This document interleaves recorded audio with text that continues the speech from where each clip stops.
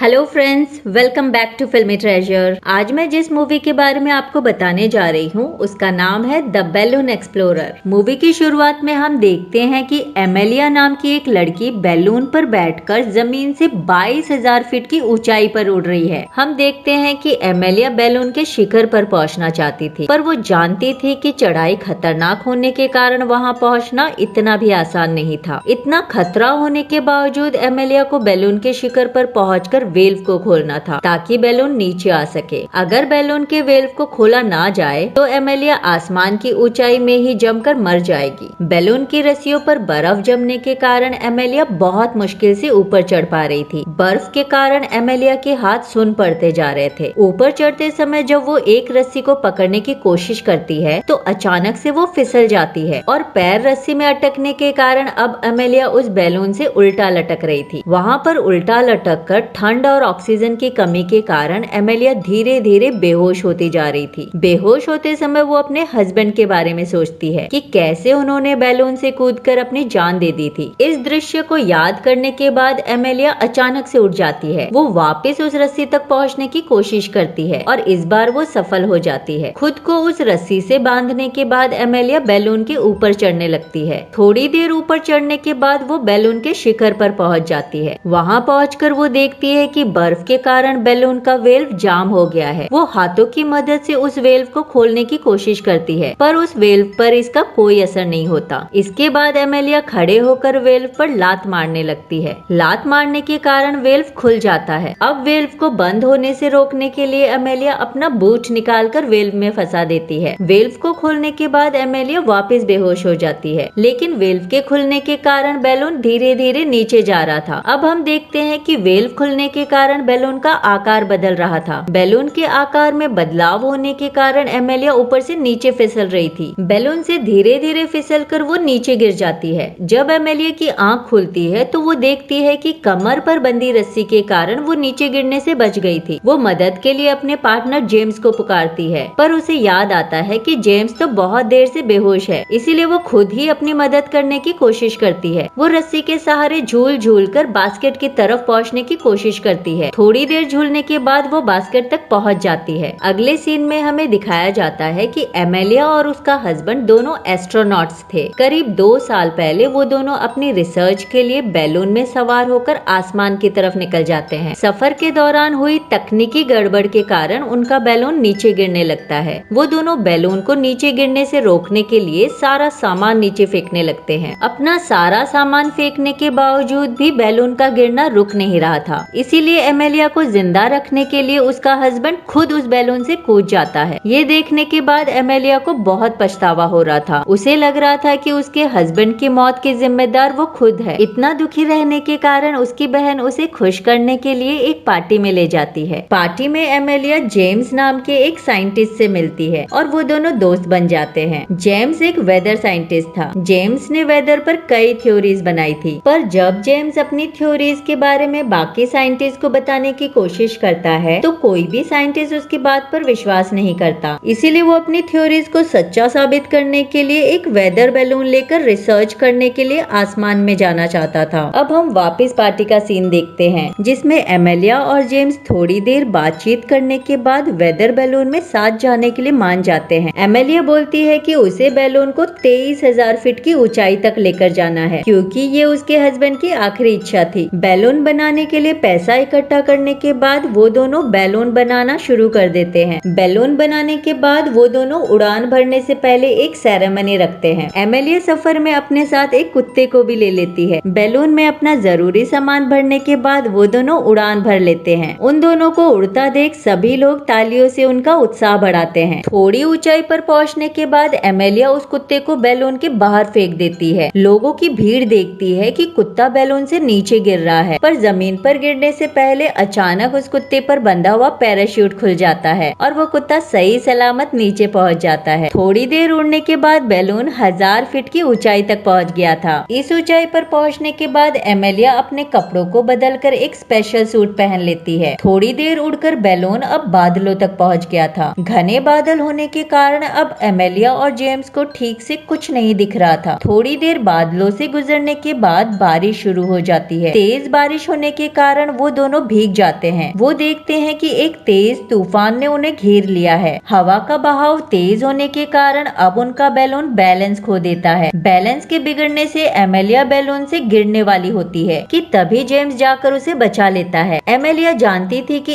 इस तूफानी बादलों से बचने के लिए उन्हें ऊंचाई पर जाना होगा, इसीलिए वो दोनों बैलून पर लटकी हुई सैंडबैग्स को नीचे गिराने लगते हैं। सैंडबैग्स को नीचे गिराने के बाद वो दोनों बैलून को कसकर पकड़ लेते हैं और थोड़ी देर बाद बैलून अपने आप बादलों से निकलकर ऊपर पहुंच जाता है। अब थोड़ी देर बाद वो दोनों देखते हैं कि बारिश बंद हो गई है और धूप नजर आ रही है। इस नजारे को देखकर वो दोनों सरप्राइज हो गए थे, क्योंकि ऐसा नजारा उन्होंने पहले कभी नहीं देखा था। थोड़ी देर बाद वो देखते हैं कि एक तितलियों का झुंड उड़कर उनके पास आ गया है। उन दोनों को विश्वास हो जाता है कि तितलियां भी हवा के बहाव के कारण उड़कर इतनी ऊंचाई पर पहुंच सकती है। उनके मुताबिक ये एक बहुत अच्छी वैज्ञानिक खोज थी। वो अपनी खोज की जानकारी एक कागज पर लिखते हैं और कबूतरों के जरिए उसे नीचे भेज देते हैं, ताकि इस यात्रा के दौरान अगर उनकी मौत हो जाए तो दूसरे लोगों को उनकी खोज के बारे में पता चल सके। अब थोड़ी देर और उड़ने के बाद वो 23,000 फीट की ऊंचाई तक पहुंच जाते हैं। उस ऊंचाई पर पहुंचने के बाद एमेलिया जान चुकी थी कि उन्होंने ऊंचाई पर जाने का रिकॉर्ड तोड़ दिया है और अब उन्हें इससे ज्यादा ऊपर नहीं जाना है। इसीलिए वो बैलून को अब नीचे उतारने की कोशिश करती है, पर जेम्स उसे बैलून को नीचे लाने से रोकता है और बोलता है कि उसे और ऊंचाई पर जाकर अपनी वैज्ञानिक खोज करनी है। अपनी बात बताकर जेम्स एमेलिया को ऊपर जाने के लिए मना लेता है। अब थोड़ी देर उड़ने के बाद बैलून बहुत ज्यादा ऊपर पहुंच जाता है। इतनी ऊंचाई पर पहुंचने के बाद ऑक्सीजन की कमी के कारण जेम्स को हाइपोक्सिया हो गया था। हाइपोक्सिया के कारण जेम्स का दिमागी संतुलन हिल जाता है और वो अपनी खोज के लिए कुछ भी करने के लिए तैयार था। इसलिए वो बैलून्स पर टंगी हुई सैंडबैग्स को नीचे गिराने लगता है। एमेलिया जैसे ही उसे रोकने के लिए जाती है, वो उसे धक्का देकर गिरा देता है। जेम्स को होश में लाने के लिए वो उसे थप्पड़ मारती है। एमेलिया जानती थी कि इस ऊंचाई पर बहुत खतरा है, इसीलिए जेम्स को होश में लाने के बाद वो बैलून के वेल्व को खोलने की कोशिश करती है, पर जैसे ही वो उसे खोलने की कोशिश करती है वो समझ जाती है कि बर्फ के कारण वेल्व जाम हो चुका है। वो देखती है कि जेम्स हाइपोक्सिया के कारण बेहोश हो चुका है, इसलिए वो खुद ही बैलून के वेल्व को खोलने के लिए रस्सी के सहारे ऊपर चढ़ने लगती है। ऊपर चढ़ने के बाद वो अपने बूट के जरिए वेल्व को खोल देती है। वेल्व खोलने के बाद एमेलिया नीचे आकर जेम्स के पास बैठ जाती है। अब थोड़ी देर इंतजार के बाद एमेलिया देखती है कि वेल्व पर बूट के अटकने से उनका बैलून बहुत तेजी से नीचे जा रहा है। अब वो दोनों रस्सियों को खींचकर वेल्व को बंद करने की कोशिश करते हैं और थोड़ी देर मशक्कत करने के बाद वो वेल्व को बंद करने में सफल हो जाते हैं, पर वो देखते हैं कि वेल्व को बंद करने के बावजूद भी बैलून बहुत तेजी से नीचे जा रहा है। बैलून को नीचे गिरने से रोकने के लिए वो दोनों सारा सामान नीचे फेंकने लगते हैं, पर फिर भी बैलून की गति कम नहीं होती। जेम्स एमेलिया को बोलता है कि अगर बैलून की बास्केट को काट दिया जाए तो वो नीचे गिरने से बच जाएंगे। जेम्स की बात सुनकर एमेलिया बास्केट को काटने के लिए मान जाती है। जैसे ही वो दोनों बास्केट को काटते हैं, बैलून की गति धीमी हो जाती है। बैलून की गति कम होने के बावजूद वो जानते थे कि अब भी वो खतरे से बाहर नहीं थे। बास्केट के बिना अब बैलून में गैस की कमी होने लगी थी। एमेलिया जानती थी कि इतनी तेज गति होने के कारण वो दोनों अब बच नहीं सकते हैं, इसीलिए वो जेम्स को बचाने के लिए खुद बैलून से कूदने की कोशिश करती है, पर जेम्स उसे ऐसा करने से रोक देता है। बैलून को गिरने से बचने के लिए जेम्स बैलून की कुछ रस्सियों को काट देता है। रस्सियों को काटने के बाद बैलून अब पैराशूट का आकार ले लेता है। जैसे ही बैलून पैराशूट का आकार लेता है, उसके गिरने की गति कम हो जाती है और थोड़ी देर बाद बैलून नीचे आकर पेड़ों से टकरा जाता है। पेड़ों से टकराने के कारण वो दोनों नीचे गिर जाते हैं और उन्हें ज्यादा चोट नहीं आती। मूवी के आखिर में बताया जाता है कि ये कहानी एक सच्ची घटना पे आधारित है और मूवी के आखिरी सीन में हम देखते हैं कि जेम्स सभी साइंटिस्ट के सामने अपनी रिसर्च के बारे में बता रहा है। वो बताता है कि वायुमंडल कई परतों से बना है और इस जानकारी की मदद से अब मौसम का अंदाजा लगाया जा सकता है। तो फ्रेंड्स, मूवी पसंद आई हो तो लाइक एंड कमेंट जरूर करें और अगली मूवी के लिए चैनल को सब्सक्राइब करें।